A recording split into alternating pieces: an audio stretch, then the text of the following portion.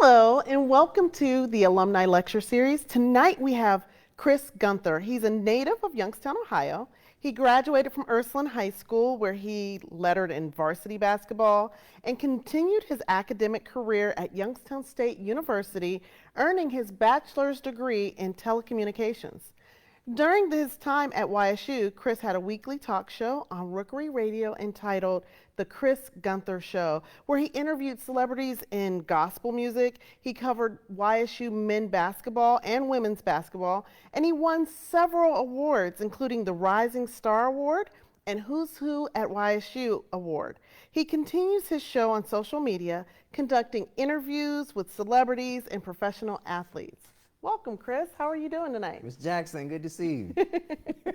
This is so fun because you were my student for many classes. Sure was. And so just to see you as a successful YSU graduate, it's a great honor. I appreciate it. Thank you for having me. It feels good to be home. No place like home. Exactly. And no place like Yokes and Slaves University, aka YSU. I'm just joking because at the end of the day, Youngstown State University was definitely one of the best decisions I ever made. Okay, well, tell us about coming to YSU and choosing your major. Did you know your major before you started at YSU? I did. I did. When I was... Okay, first, your major was telecommunications. Yes. You never strayed from that or changed? Never. Okay. I stayed consistent with my TCOM and then minored in communications. And I knew since I was 16, this is what I wanted to do. Since I was What 16. did you do at 16 to show that you wanted to do this later? Well, I was playing basketball, and one weekend I went to go visit my aunt and uncle in Medina, and there was a youth night there, and the guest speaker was Chris Broussard, who was working for ESPN at that time. And I watched Chris Broussard every day. I watched him, Stephen A. Smith, and Stuart Scott, and I said, I want to do that. So we go up to the church, and my uncle knew somebody from Chris Broussard's camp, and we go out to dinner afterwards. So imagine at 16 years old, you're going out to dinner with somebody that With you your watch like idol. every day. Nice. And I'm asking them a bunch of questions, of course about Shaq and Kobe and LeBron, and what did it take to work for ESPN. And I knew right then and there. I was like, you know what? I'm not dying until I do this. So I have to do it. Wow. So I knew it since I was 16. Nice. So then you got here to YSU. So what were some of your activities that you did at YSU? Or tell us a little bit about your journey from day one until you graduated.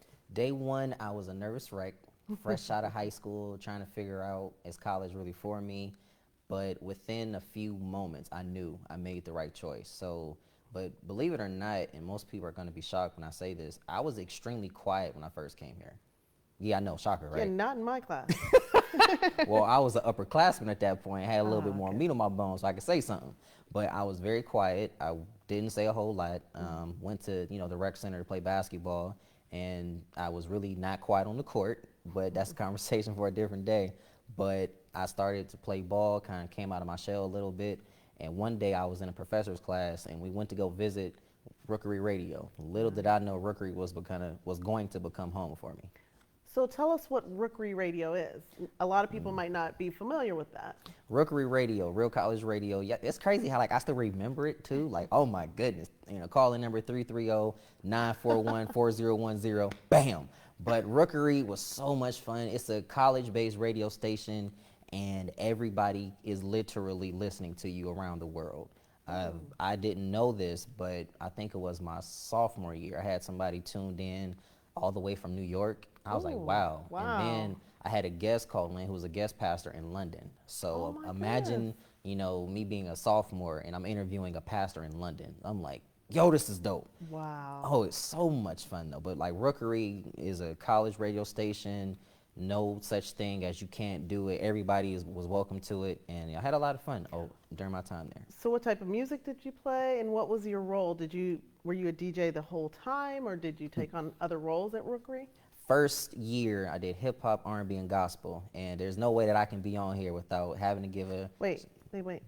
Did you have 3 different shows, or No, it was all in one. All in one? Okay. So it was myself and my co-host. Can't be on here without bringing her up because she actually played a big chapter when I first got here. Her name was Catherine Thompson, and the show was called the KTCG Show. I guarantee you Kenny Reyes is looking at this laughing because he remembers all the KT and CG moments. And, there's no way I can be here without giving Kenny all of some love and things of that Who's nature. Kenny? Oh man, for those of you that don't know, Kenny Reyes was the guy who took me under his wing, and Kenny Reyes, in my opinion, is and was Rookery Radio. Reason why I say that is because he was the advisor, but he did so many more things behind the scenes. He Right. was constantly helping out other people, helping people get their shows started, showing them what to do, what not to do.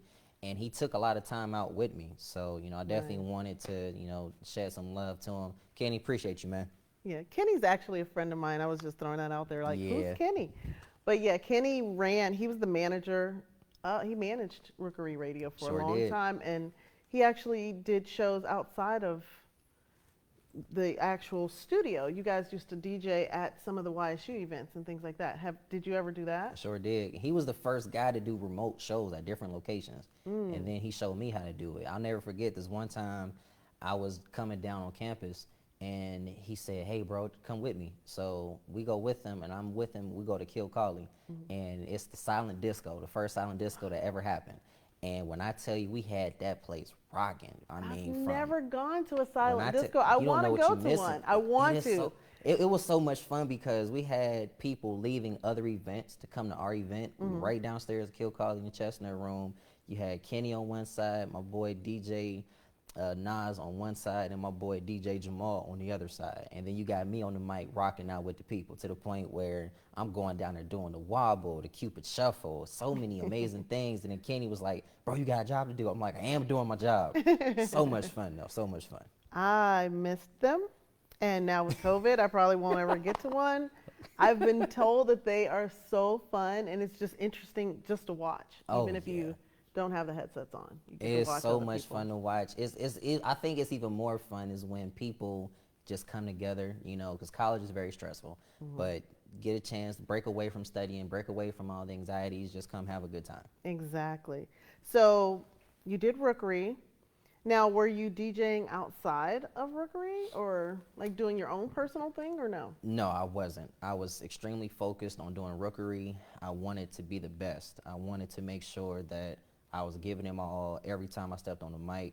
And then my work ethic outside of rookery, I think, is what prepared me. Because with a lot of people, they see what I'm doing now, but they don't realize that it all started here 7 years ago, ironically, this month.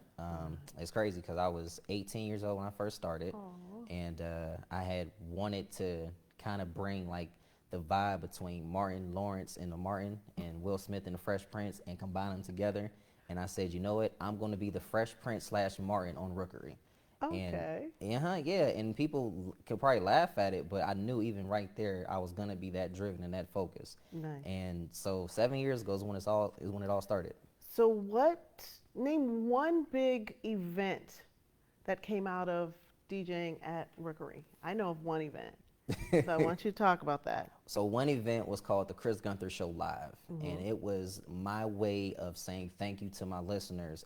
So what I would do is at the end of every semester, I would throw myself a finale, and I would have somebody who was big time in gospel or locally well known in gospel music come down, and we'd have a phenomenal time. I'm talking praise and worship and preaching, and then hearing people's testimonies calling in or calling me saying, "Man, I really enjoyed your live show." And that really made me say, wow. Like, I remember my very last one. It was kind of a bittersweet moment because I'm like, man, I can't do this after. But when I tell you that was the best one I had by Wow. far. And yeah, so many people called me up when I left and was like, man, we going to miss you next year. I'm like, the feeling is mutual, guys, because I gave them my all. Was it difficult being a Christian DJ? Very difficult because Why? it was difficult because it had never been done before, Hmm. and those that tried to do it weren't successful at it. And then I was getting bashed because I started actually preaching the word on the air. It was Mm. something that hadn't been done. I was getting phone calls saying you can't preach on the air, you can't say Jesus on the air because you have to have the separation between religion and radio. And I ignored all of that because I told God, this is what I want to do. And true story. So I did my first season on Rookery on with the KT and CG show. Hmm. We did hip hop, R&B, and gospel. Well, when it was time to transition from that, the Lord told me just go back to gospel. And Mm. I had been curious, like, go back how? After the success we had one of the biggest shows to ever debut. And I'm like, go back to gospel. Why am I gonna leave? Like, huh? But I just remembered hearing God's voice as clear as I'm talking to you. Go back to gospel. And the Lord told me, if you just trust me, I'll blow your mind. Next thing I know, I'm #1 every year, interviewing celebrities every week, preaching every week, having numerous people call in and say, man, we really enjoy what you're doing. And Nice. to be #1 for 4 years, even doing gospel, I mean, to God be the glory. Yes, definitely. So people should hold true to their values and their morals and their faith, Yeah, regardless. Because I know a lot of times when you're in college, you have that pressure to kind of give up your faith to fit in to everyone else and to whatever's going on campus. I had a lot of pressure. But I knew if I succumb to it, then I'm no different from everybody else. Right. But I also knew if I stand out and don't do what everybody's doing, then I'm really gonna be different from everybody else. Right. So you're gonna be different either way. So you might as well be different doing something that you love. Right, right. My motto for my son and I, we have a poster in our house that says, you have to be odd to be #1. It's very true. I'm So- gonna use that. I don't know when I'm gonna use it, but I'm gonna use it. So every time I go, Jabril, you're strange, he'll go, yeah, you got to be odd to be #1. I I'm love like, it. Yeah, you're right. You have an You're right. amazing kid too, by the way. Thank you so much. I wish I had long hair like him too. Like, oh man, that'd be so cool. So wait, I know that you went to the Stellar Awards. Yeah. Did that have something to do with Rookery or Everything that to do with transition, it. or- So I remember getting ready to graduate, and one of my boys, somebody who I look up to, Carrington Griffin, actually.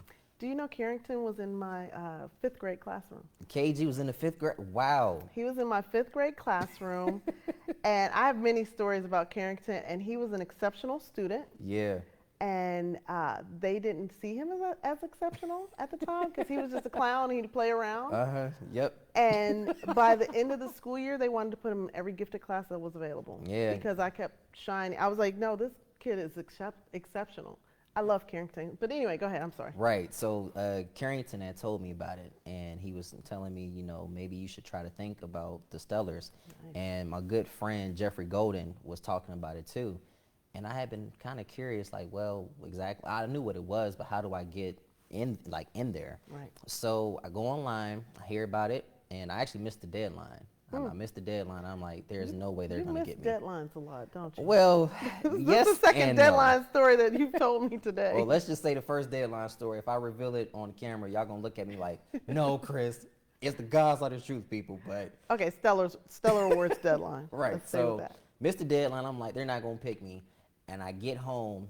It was like, I think a few weeks later, I get home and there's an email and it says you've been selected to come cover this like Stellars. And my outlet was Rookery Radio. And the first person I called was Kenny. I'm like, dude, you're coming with me. And I'm like, there's no way I'm going out here without bringing you, man. Okay, first, for people who might not know, what's the Stellar Awards? The Stellar Awards is equivalent to what the Grammy Awards is for gospel music. Right. It is the biggest award show you can think of, from Kirk Franklin to Mary Mary. Anybody that's big in gospel and quartet music, they get invited. And when you're a media outlet, only the best of the best come. And I was like, wow. And let me go ahead and put this in here too.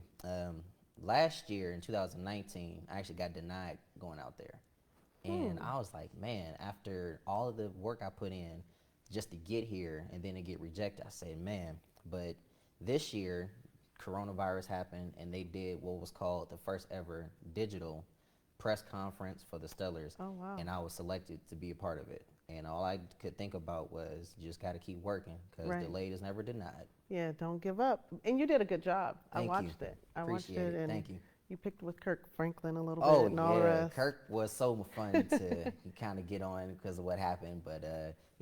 Tell Kirk them what happened. Let's share that. Okay, so true story, guys. In 2015, my first year officially doing, solo, Kirk Franklin was coming here to Youngstown State. No, he wasn't coming to Youngstown Stanball. State. Stanball, correct. And I reached out to Kirk for an interview. And originally they told me no, but the ticket sales weren't doing as good. So somehow Kirk's people got in touch with Stanball.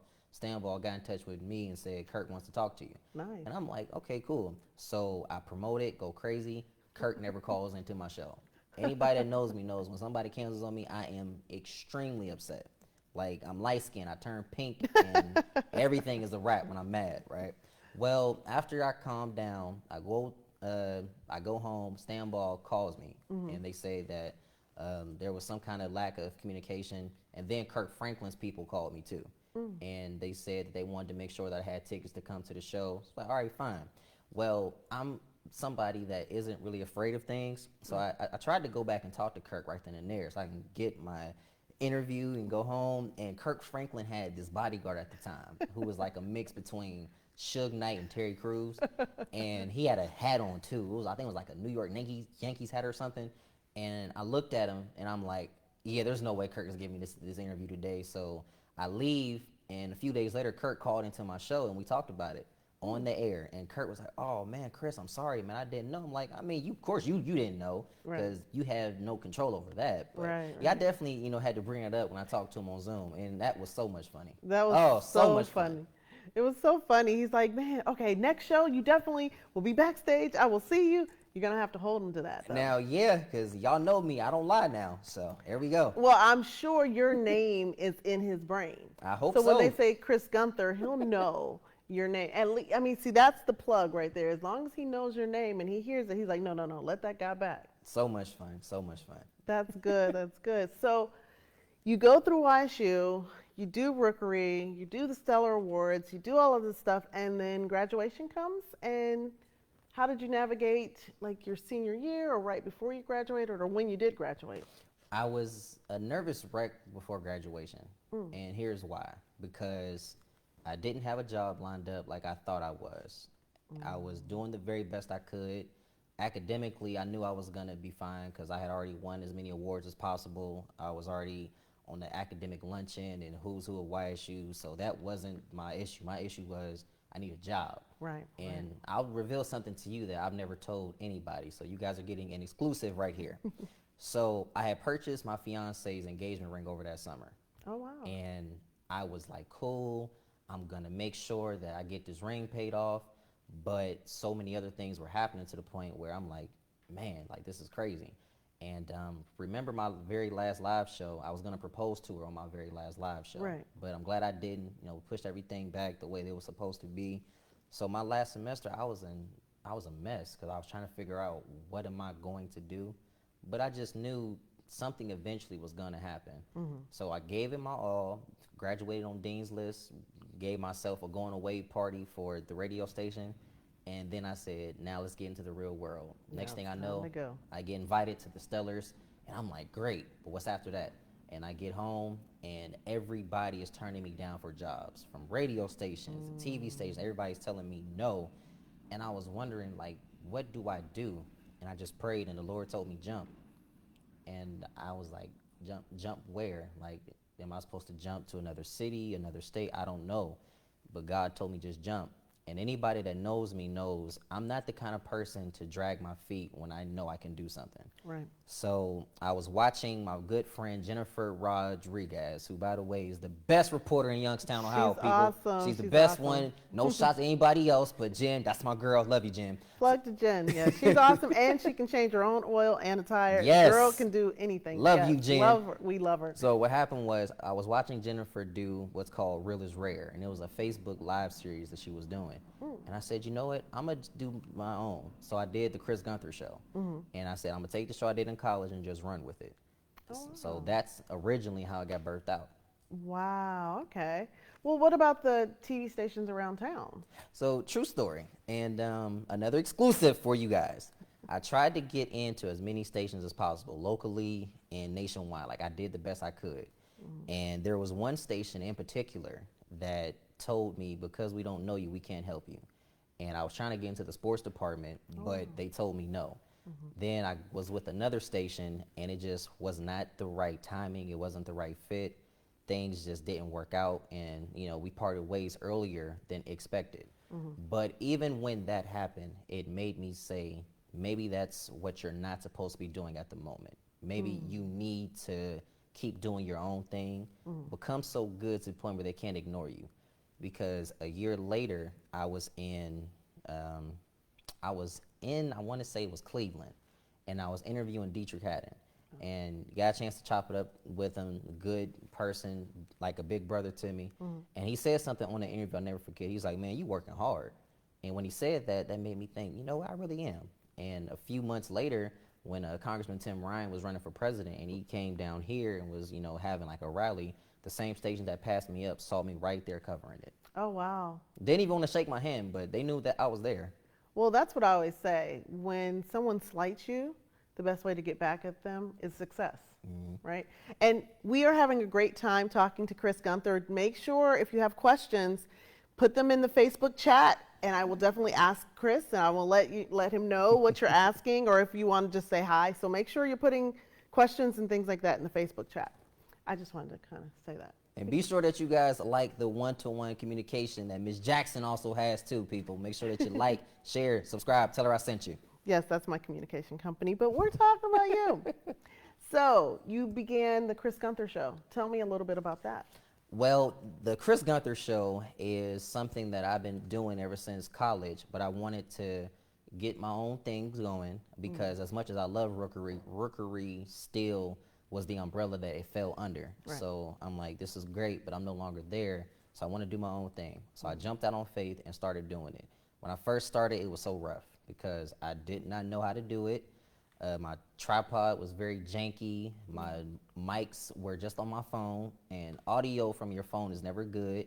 Had no lights, but I had vision, and I knew I was supposed to be going. Within the first few weeks, it actually became bigger than I thought. Like local people were hitting me up, hey, can you come down here to talk to this person, or can you come talk to this like clergy person? And I was so thankful for it because I'm like, I really didn't know I was gonna do this.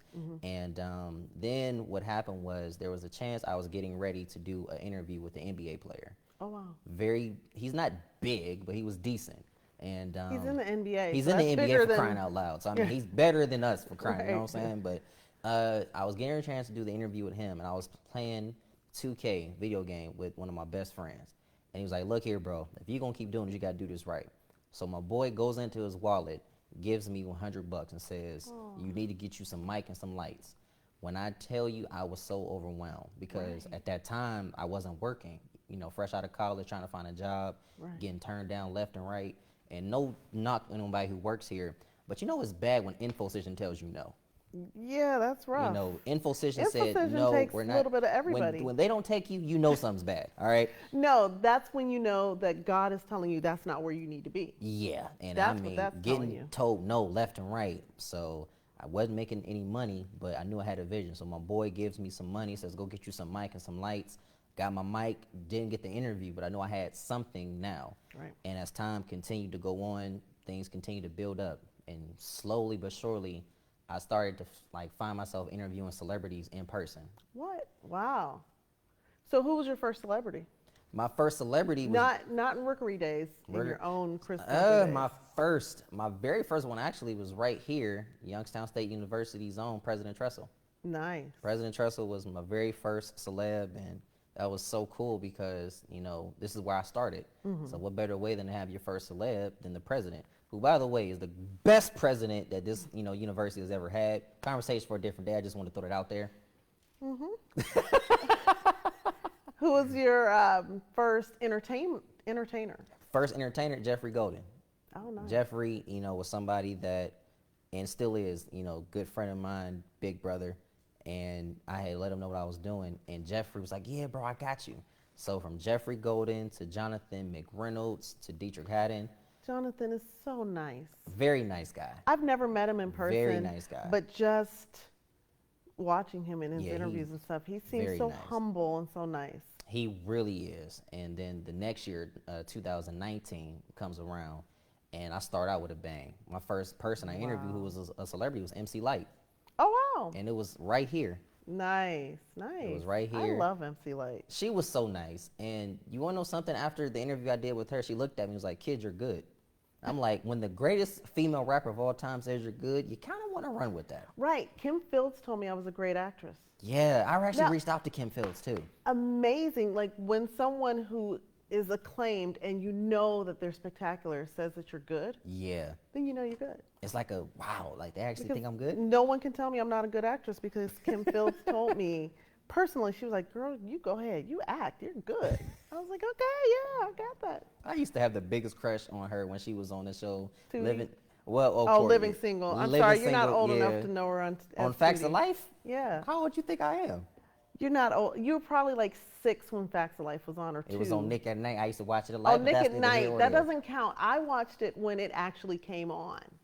You're So right. I wasn't even born yet, I so don't I'm gonna even leave that know. Yeah, conversation yeah, here. yeah. Well, we have a couple people who are speaking to you. A Daphne Carter. She says, I know exactly who that Daphne is. Carter Hawkins says, "Glory to God, blessings to Chris Gunther." Thank you.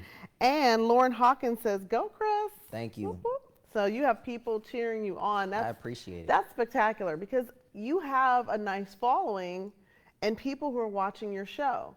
So I asked about, did I ask you your favorite interview? That was my Not next my question. favorite. What's your Ooh, favorite my and why? favorite. Now, that one's a challenge because I've done so many of them. Like last year, I actually revealed my top 5.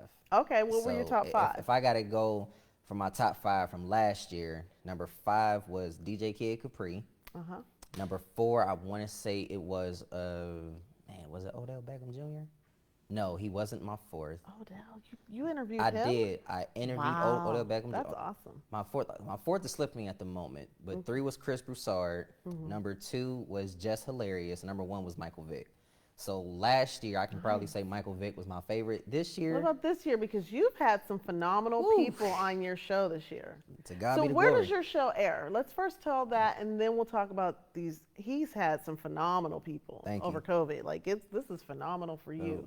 My show airs on Facebook and YouTube and a little bit of Instagram. The reason why is because social media is the biggest platform that you can have. So I figured, why not use it? So I've been doing it since 2018, the Chris Gunther Show 2018, not from Rookery. But in 2 years, God has blessed me to have over 100,000 collective views. I'm like, wow, I did not see that coming. How many people have you interviewed over that time? Do you know? Over 200. I'm over That's 200, awesome. along with covering high school basketball too. So that actually falls under the umbrella. But I'm well over 200. But to answer your question, my favorite interview during 2020. Whoo boy, that's a good one. Probably Sinbad. I'm thinking Probably Sinbad. Sinbad. I'm like, yeah, Sinbad was good. Like Sinbad / Tommy Davidson. Yeah, he was good. Lunel was so fun. Just Hilarious let me do my first one since COVID, so that was so cool.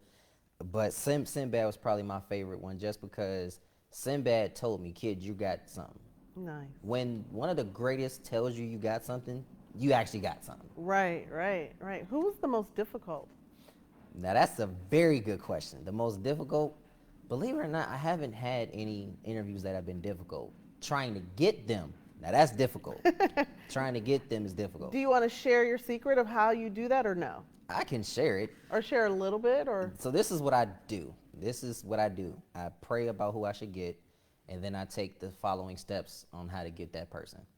Okay. So there you go. That's the Oh, answer that's I'm all gonna we get. get. That's The all you guys are following gonna get. steps. The following Whatever those steps. following steps There you are. go. I don't know how you do it, but it pops up. Chris is interviewing this. I'm like, what in the world? These are some wonderful people. I'm thankful for it because, my dad taught me at a young age, if you just keep working, the results will follow. Right. And right. even in, this pandemic, I've been wondering what was I going to do because I had a lot of things already booked pre-COVID. Like, I'll share this. So the interview I had with Tommy Davidson was originally booked pre-COVID. Oh, wow. Nice. I had him booked pre-COVID. I was going to talk to him in person, but wasn't able to because of the coronavirus. So, we had to do it digitally.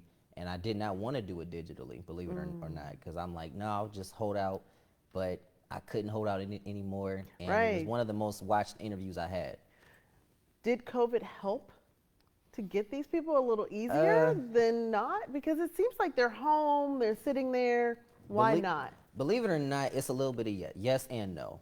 Yes, because they're all home, but no, because even when you're home, you're still extremely busy. You got families, or you still have people that want you to do things for them. Because a lot of people I did things with, a lot of them were still actors and actresses and people of that nature. So they're already tied to so many other projects, even with the coronavirus. So believe it or not, I've been rejected a whole lot more during the coronavirus than I have been pre-COVID.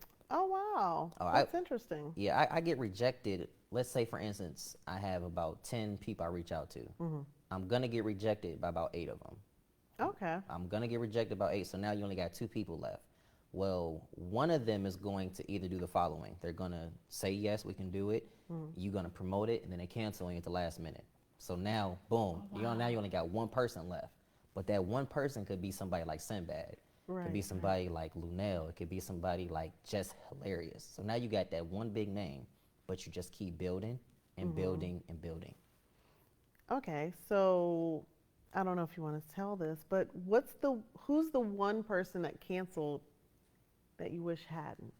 So That you had, like you actually had it set up and then they canceled before COVID or during my entire career? your entire career. Okay, so, and I hope they don't get mad at me for Oh, revealing okay. Well, this. maybe we shouldn't say it then. I mean, it's okay. It's part of the business. So he originally booked me. Well, I booked him rather, and then it got canceled. And then he heard about it and he did it. But the person I'm talking about was Dietrich Haddon. Oh, okay. So So he heard it was canceled, but then he rescheduled yeah, because he knew that that wasn't. yeah. And thing. Kenny will testify to this. I used to be so frustrated when I'm promoting every day, promoting every week, and then they cancel on me at the last minute. And they cancel me at the last minute. I'm so mad. Yeah, And I Kenny would bet. tell me, Chris, don't worry, man. If it's in God's will, it'll come back. Right, It right. was hard for me to believe a lot of times, but it came back, and I was very thankful for it. That's awesome. So if you could pick 3 people to interview, who would it be and why? Will Smith, Martin Lawrence, Stephen A. Smith. My top 3. First of all, because That was fast. You didn't even have to think about that. Will is my favorite person. I love Will Smith. I love his energy, and I'm the biggest Fresh Prince of Bel-Air fan there is. Can I tell you something? Yeah, go ahead. I met Will Smith and hung out with him. Man, I wish I could be you. So I danced at a Run DMC concert that he was performing at. What was that like? Dancing at a Run DMC concert or talking to Will Smith? Talking to Will Smith. This was pre Will Smith when he was trying to become big. Mm-hmm.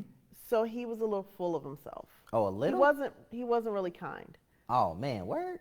But I think that happens, when you have a little bit of fame, you're not quite there yet. So it's like, who do you think you are? But he talked to us. He's like, yeah, hey, how are you? But he was very flippant. But I think if I spoke to him now, he'd probably be super friendly and such a different person. Plus, he was a teenager. He was he was like in his 20s. So I actually. I'm sorry, I didn't mean to hurt your feelings that I met him first. It's okay. I mean, you still met him first. It's all right. So I'll share something. I'll go back to my answer. So I interviewed Terry J. Vaughn, and Terry used to work with Will, and she said he was by far the nicest guy. He was so joyful. He seems nice. went out his way to talk to the crew members and the people that would be there. But Will is my favorite because I'm a big Fresh Prince of Bel-Air fan. I love his story, and I just love how he keeps going. And in my opinion, he's one of the greatest to ever do what he's doing. Martin Lawrence second because Martin is, I think, one of the greatest comedians of all time. His show was phenomenal. He's hilarious. And when I did radio, I wanted to be Martin. Oh, wow. I wanted to be like Martin. I wanted to be have the Fresh Prince energy, but have that Martin personality on, air.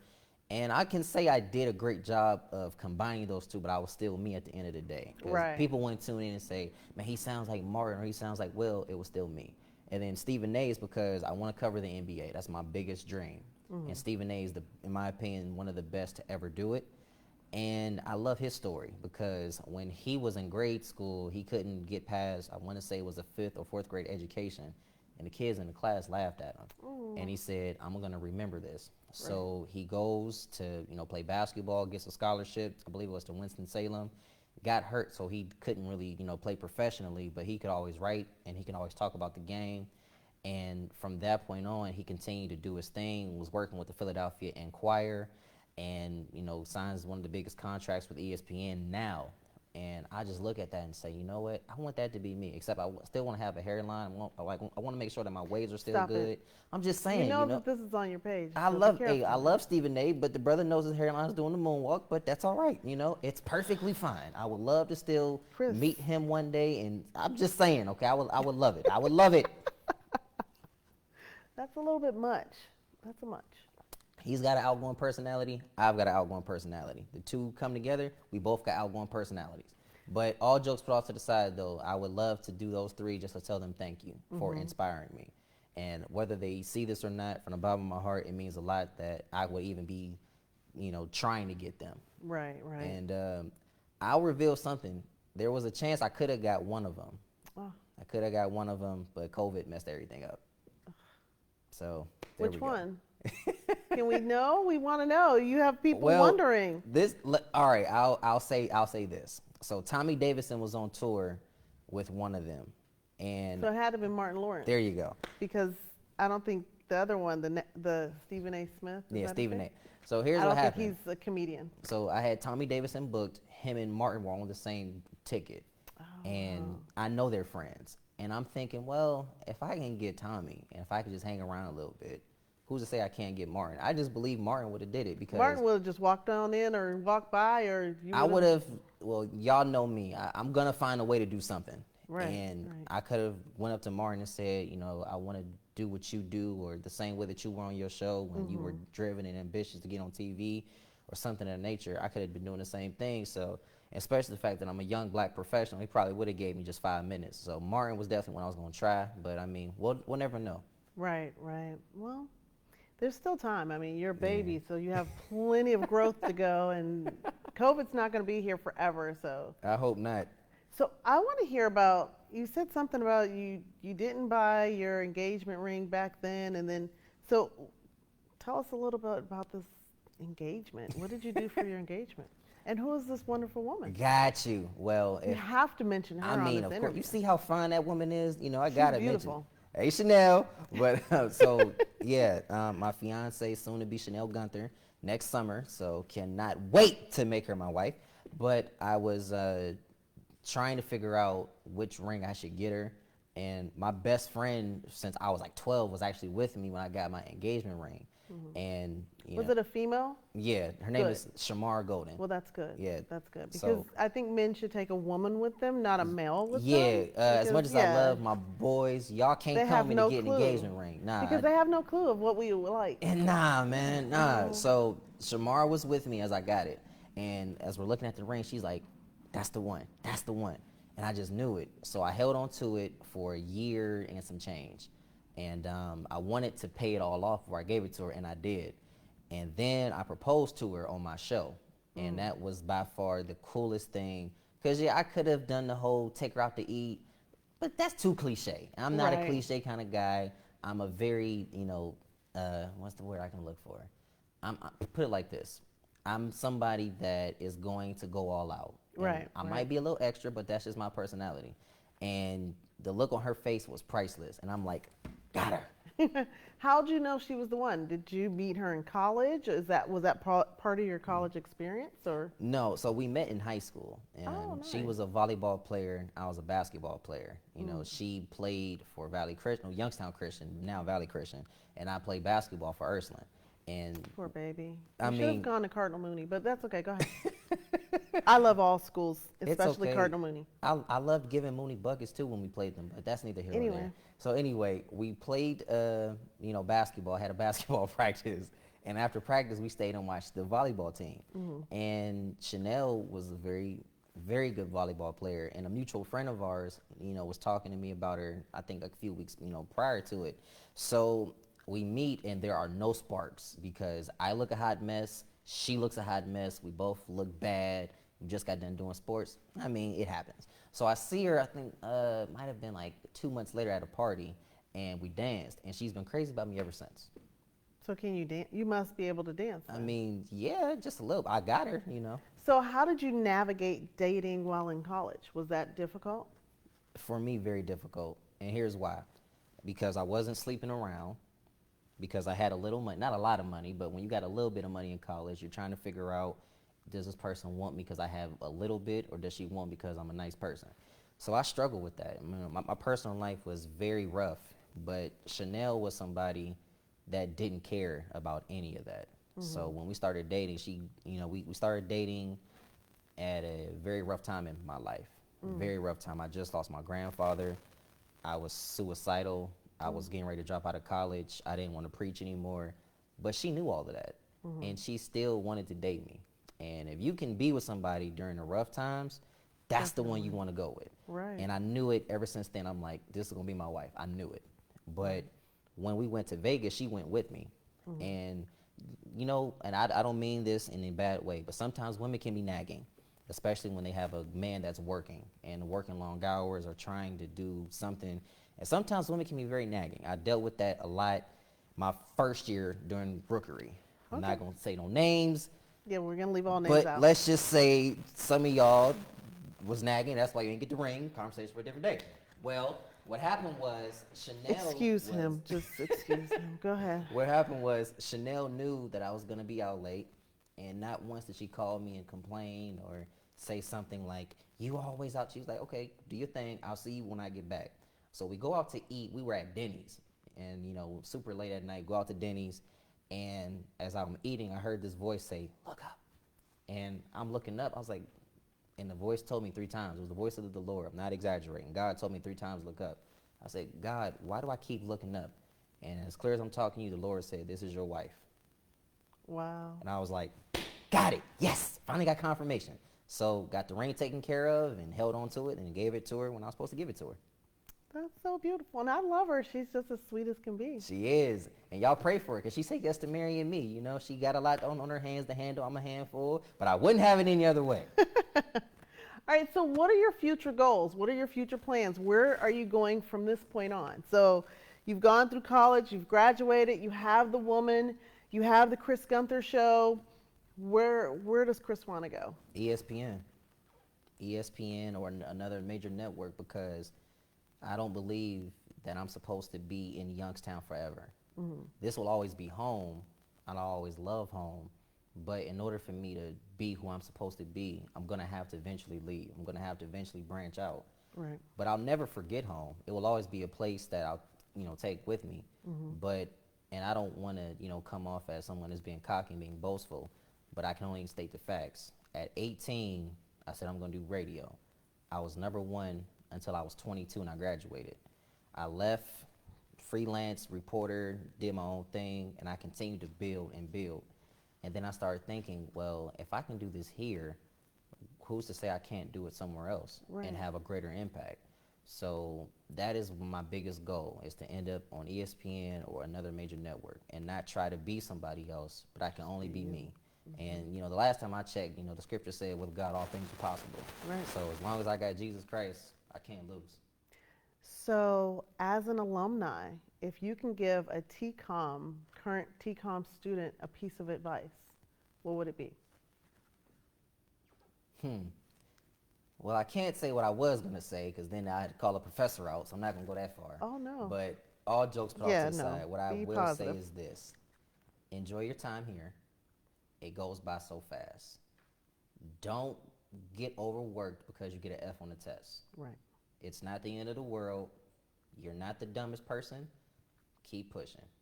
I would also tell them to know what you want to do. And even if you don't know what you want to do, what's something that you're passionate about? What is something that if you're not getting paid for, you would still wake up in the morning and say, this is what I'm going to do?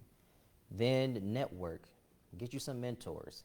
Get you some people that have been down the road that you're on and ask them for some advice along the way. But then be you. Do what you can only do. True story. Somebody told me you're not anointed to preach. As I was here in college, somebody told me that. Somebody also told me your show was horrible.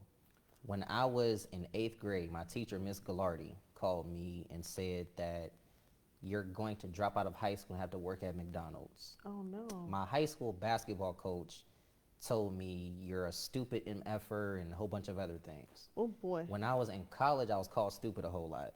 Huh. I said all that to say this. I never called you stupid, though. Graduated on Dean's List, was number one for 4 years, have a beautiful woman that's going to be my wife, have an amazing support system. Right. And I got all of that here in Youngstown. And I know Youngstown State University played a significant role in that because they afforded me the opportunity to do something great. Right. And as a result, I was able to do it. So that's the best advice I would give somebody from TCOM. You are an exceptional student. Thank you. An exceptional person. Appreciate it. Because now I've gotten to know you outside of the classroom. Yeah. And I had so much fun in your class too. I really did. It was a lot of work, don't get me wrong. And a couple of them group projects, when y'all paired me up with some people, I started to be like, come on, I do have to work with this person. But look what came out of it, though. I didn't make Exactly. anything less than an A. Thank you so much. I know I put the work You in. earn it. I Oh, I don't give definitely it. earned it, because them A's was hard to come by, dag nabbit, but I still did it. But I had a lot of fun, though. And I hope you don't mind me revealing this, but you also was somebody that I said, you know what? Thank you, because people like yourself, Kenny Reyes, Mr. Beverly, Pastor Blake, people like you guys really helped me out, and thank you so much. I really appreciate you. Thank you. That means the world to me. That means a lot. You're going to make me cry. Is that your goal? All right. So we have a few more minutes. We're kind of wrapping it up. Is there anything that we haven't talked about that you would like to talk about?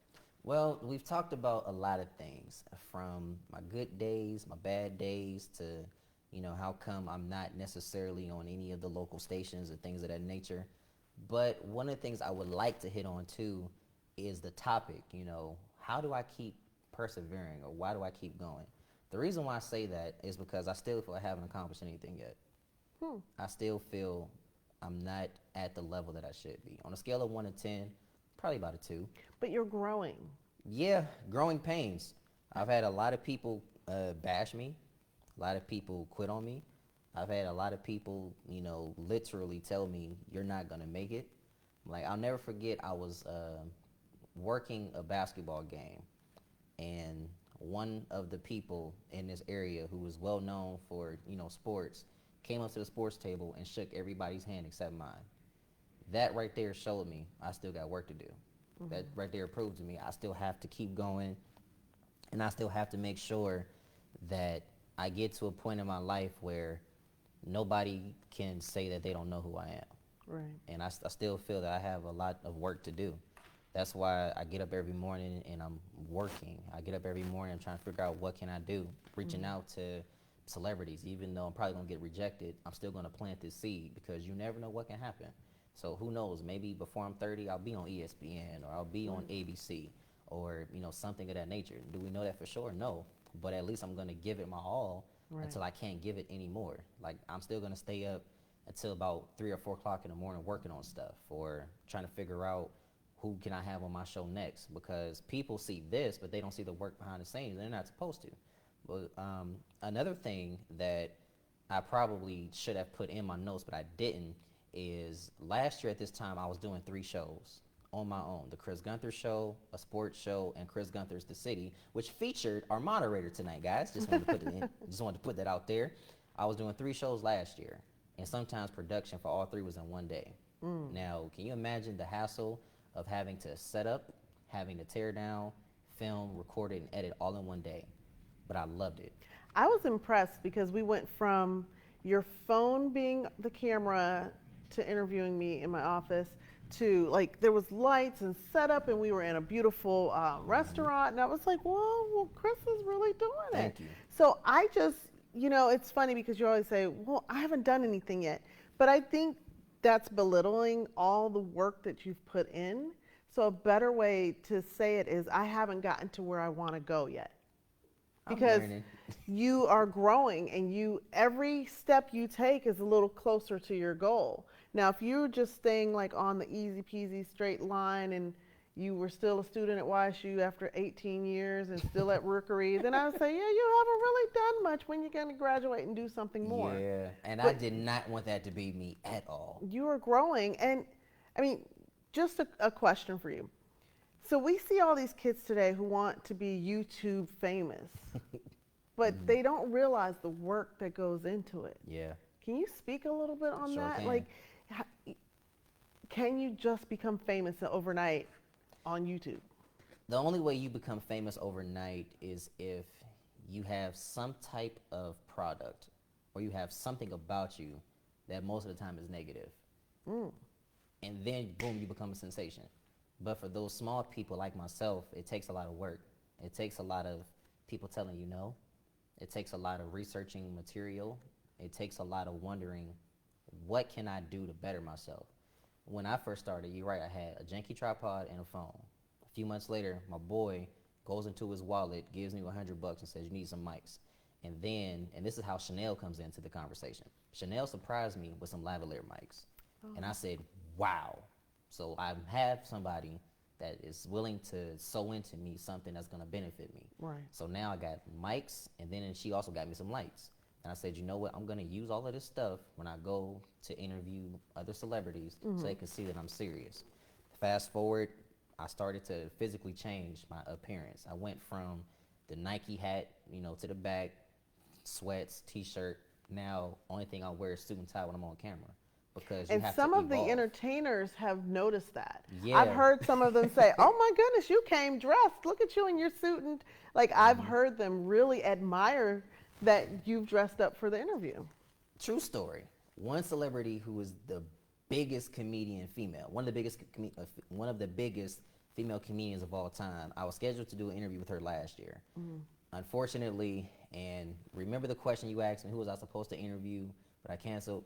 I'll tell you right now, it was, as much as I don't want to call her out. Well, don't call her out. All right, I Don't won't say call it. them out, but let's just say they are extremely big time, very big time. That interview probably would have made me go viral, or probably would have built me up, because at that time they were suing a company because of discrimination, and I think I I'll know who leave you're that talking there. about. Wow. So anyway, I arrived early.